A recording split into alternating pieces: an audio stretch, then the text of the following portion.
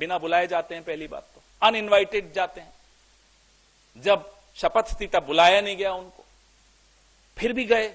अब क्यों गए वो तो आप लोग कोई पत्रकारिता करिए, इन्वेस्टिगेटिव, तो मालूम पड़ेगा कि क्यों गए।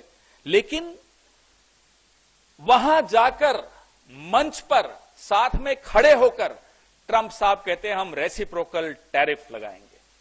सीधा अपमान, सीधा धमकी।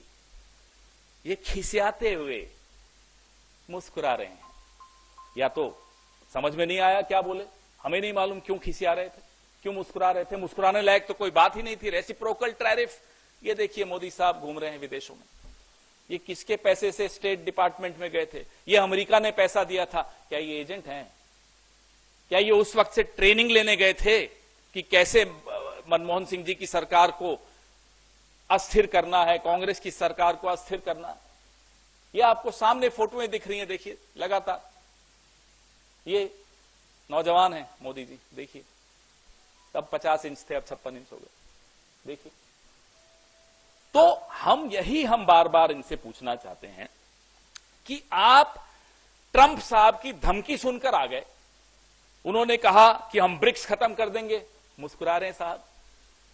उन्होंने कहा टैरिफ लगा देंगे भारत पर, मुस्कुरा रहे हैं साहब। ट्रांसलेटर दो थे, इसलिए कोई ये नहीं कह सकता कि उन्हें अंग्रेजी समझ में नहीं आ रही थी। दो ट्रांसलेटर थे।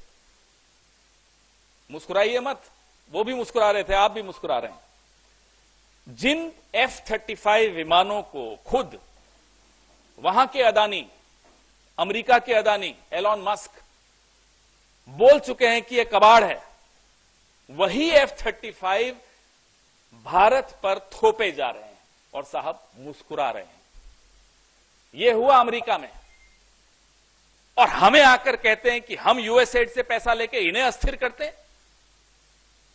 आप खुद जाकर अपनी सरकार को, अपने देश को अस्थिर कर आए हैं, उसका जवाब कौन देगा?